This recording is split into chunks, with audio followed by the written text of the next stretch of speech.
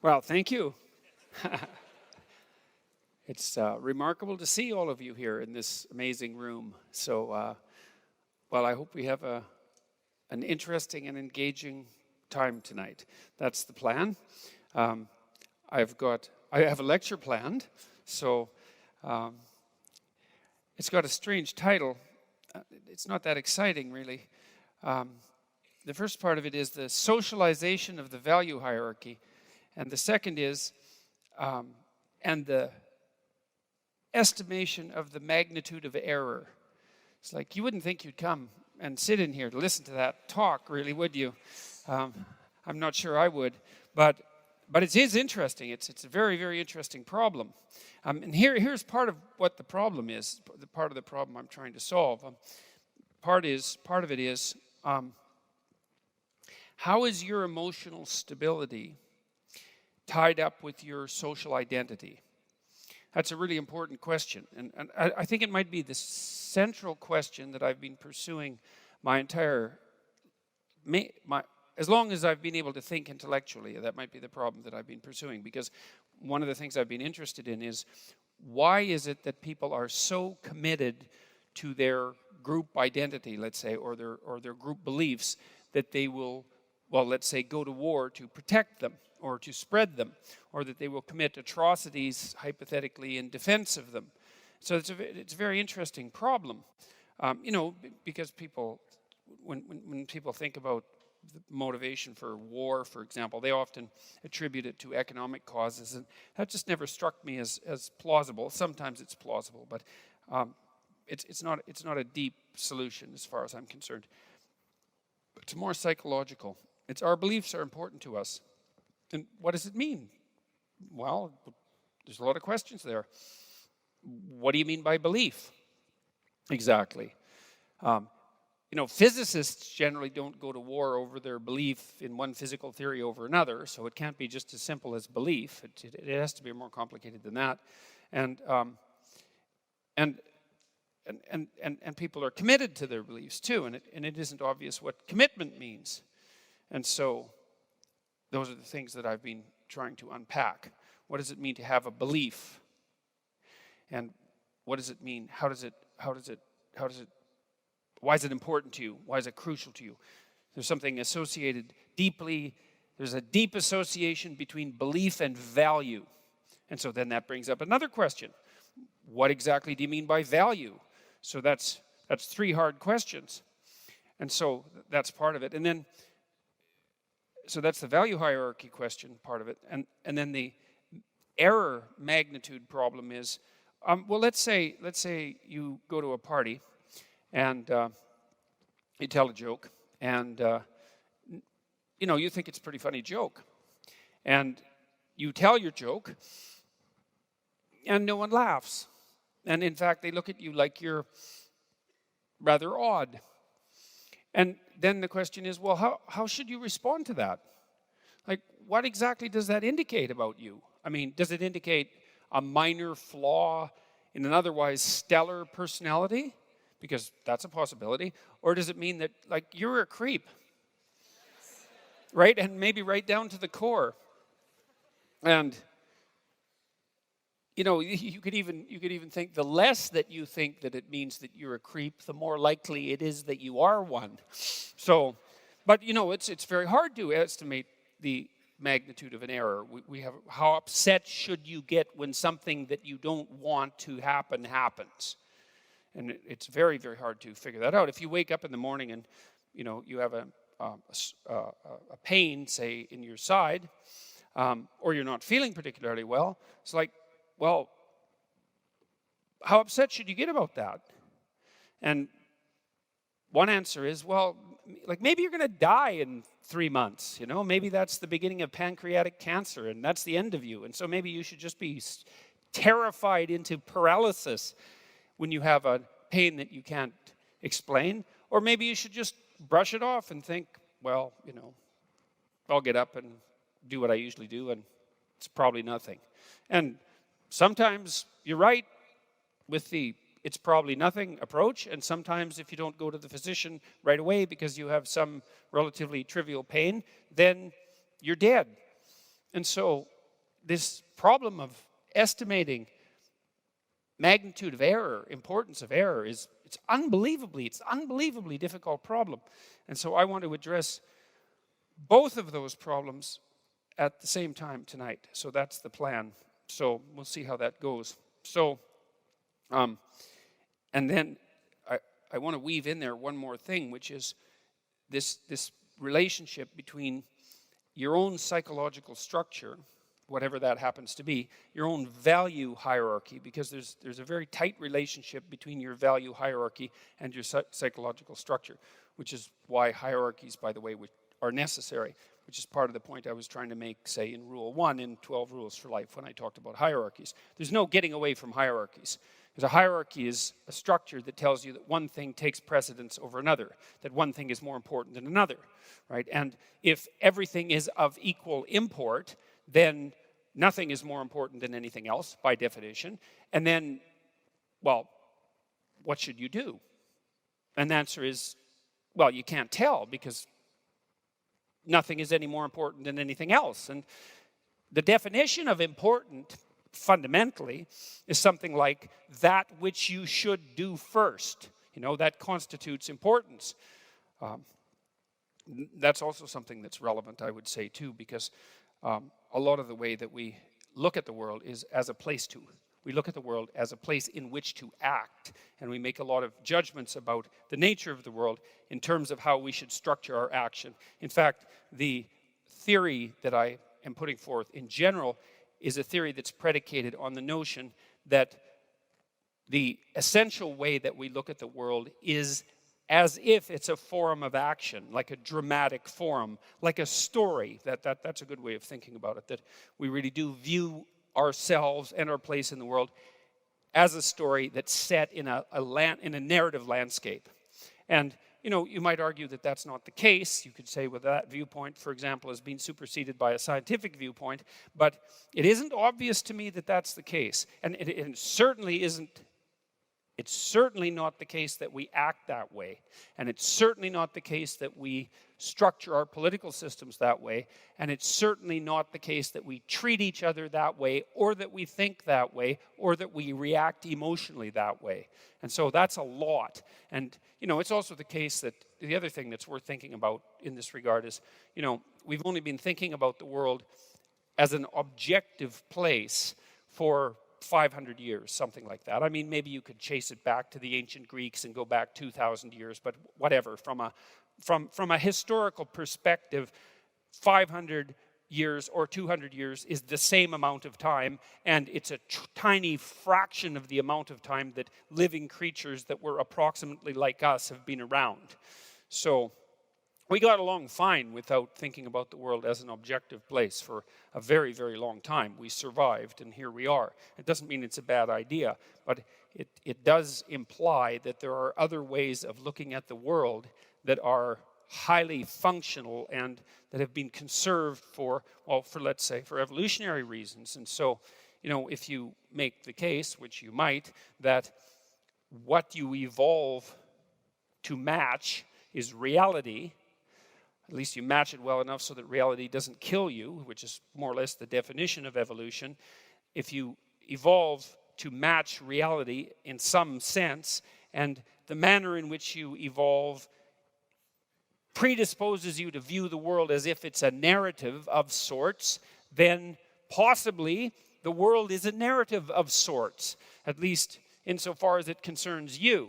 Now, what that means metaphysically, I don't know, but that's okay, because who knows anything metaphysically? Virtually by definition, what's metaphysical is beyond what you know. You can speculate, but and so, you know, I would speculate that there is something narrative about the structure of the world, but it doesn't matter.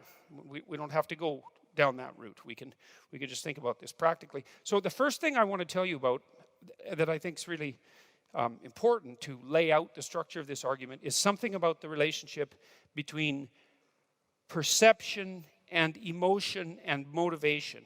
And this is actually pretty simple, but people don't know it. And I guess it's simple in the way that complex things are simple when you think them through for a very long time. And understand them, and then can finally lay them out, in some manner that's rather, let's say, clear, because you understand them. I derived a fair bit of this information from a book called The Neuropsychology of Anxiety by a man named Jeffrey Gray, who I think was one of the two greatest neuropsychologists of the 20th century, two or three. His Neuropsychology of Anxiety, which is on my list of recommended books, by the way, on my website, it's a really hard book. It took me like 6 months to read that book, and all of it was painful. And the reason for that was, books are interesting. Some aren't. Often I dog-ear the pages of books that I'm reading if I find a line or something, that I'd like to remember that I think is important. And, I have some books on my shelves that pages are dog-eared double because there was a really amazing thought on one page and there was a really amazing thought on the other page, the facing page. And so the whole damn thing is just nothing but dog ears. And then there's other books where there's zero. When I read Nietzsche, for example, there was lots of dog ears on Beyond Good and Evil, which is a great book. And Nietzsche actually, he came up with the most arrogant statement anybody ever made about himself as an author, which is really quite impressive. To come up with the most arrogant statement, that's really something. And he was great at coming up with one-liners, philosophical one-liners. He said, I can write in a sentence what it takes other people a book to write. And then he said, that they can't even write in a book. So that's pretty good, eh? It's like arrogant, and then he topped it. It's like, yes, this is a man who could really write. Anyways, the problem with reading a book like that, Beyond Good and Evil, say, is that every damn sentence is a thought, and a deep thought. And so reading Beyond Good and Evil, it's like just constantly being punched. I mean, partly you're punched because you read part of it and you don't know what the hell he says, and so then you're stupid, and so that's a punch. And then now and then you stumble across something you understand, and it's like, it's hard on you. He said he philosophized with a hammer, that he was breaking things apart, and there's no doubt about that. So now and then you run across something you understand, and then that breaks you apart because you understand it, and it takes a long time to go through the book because you have to think about it, and God, that's not good. Thinking about things, Well, it isn't, because, when you think about, you already know everything in some sense. You've got a map that covers the whole world, which is sort of why you can function. And so as long as everything's going fine, you don't really have to adjust your map, and you don't have to think. But then if you come across something that makes you think, then what that means is that part of the way you were thinking was wrong. And so when you think something, when you're forced to, then some little part of what you were, your map, the way you represent the world, it has to die because it was wrong. And then it has to be replaced by this new thing. And God only knows how much of what it was that was there has to die. That's part of the magnitude of error problem. And so people don't like to think. And so it's hard to read difficult books like Beyond Good and Evil because you're just forced to think, and it's just exhausting. You wish that he would just go away, which is why they're trying to not teach difficult books in universities anymore, so that people don't have to undergo the difficult process of actually having to think and transform themselves. Anyways, I read Jeffrey Gray's book, The Neuropsychology of Anxiety, and it was like that. He was something, man.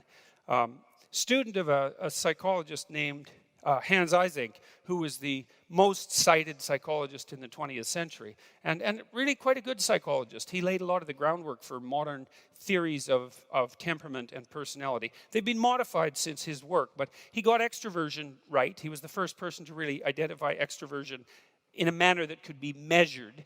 Carl Jung actually invented the notion, but Eysenck figured out how to measure it, which is a big deal. And he also noted that there was another important personality dimension, neuroticism, which is the tendency towards negative emotion.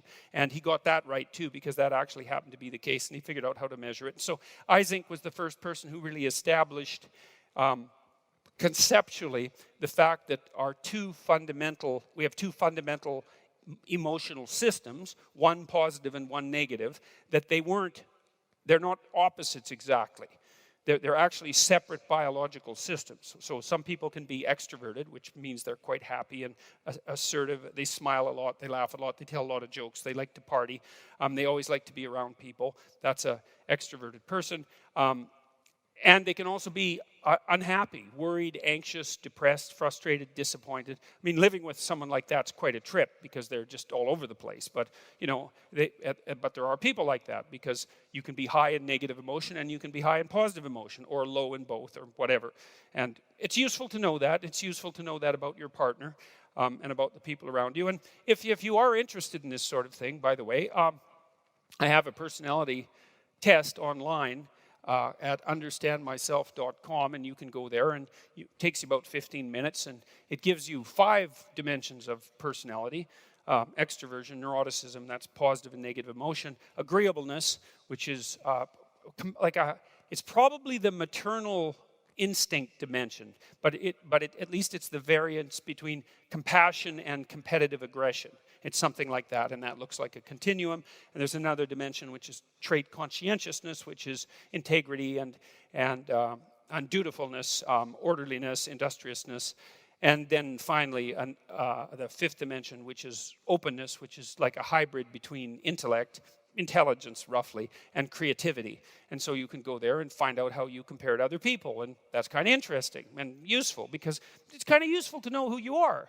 And to know that that's actually who you are, that you have a nature. And some of that stuff's movable, but it's not as movable as you think. And the farther you want to move it, the harder it is to move. Like you can take an introvert. You're an introvert if when you're around people, you get exhausted by it and you have to go off by yourself and recover. Then you're an introvert. And if you're an introvert, you don't really like being in groups. And so sales, maybe that's not for you, And that's a good thing to know, because if you're an introvert, why go be a salesperson and be miserable? Do something where you can spend time alone and not be miserable. That's better. You might as well match your occupation to your temperament rather than the other way around. Now, you can take an introvert. I've worked with lots of introverts who say had made pretty good progress in their careers, and they were at a point where they had to do a lot of social networking, and otherwise they were going to hit a plateau in their career. And they could be taught the skills of extroversion sort of one at a time, rather painfully. So they could learn them, they could accrue the skills, and that would broaden their personality outward into the, say, extroverted end of the continuum. But it didn't make them extroverts. And so they were still temperamentally introverts. And so, if you're a neurotic person, high in negative emotion, you can learn to regulate your anxiety and so forth. But you hit a point of diminishing returns, and it's difficult. It's effortful. So, anyways, back to Eysenck and then back to Jeffrey Gray. So Eysenck identified extroversion and introversion, or extroversion and neuroticism, and that's going to be very important in a minute. And Gray elaborated Eysenck's theories to a large degree, but he did that neurologically. He was a master of the animal experimental literature. And a lot of that's being phased out of universities because the regulations for animal experimentation have become so onerous and difficult that it's much easier for beginning scientists just not to bother. And that's a real catastrophe because we have learned a lot about the brain in the last 50 years, a lot.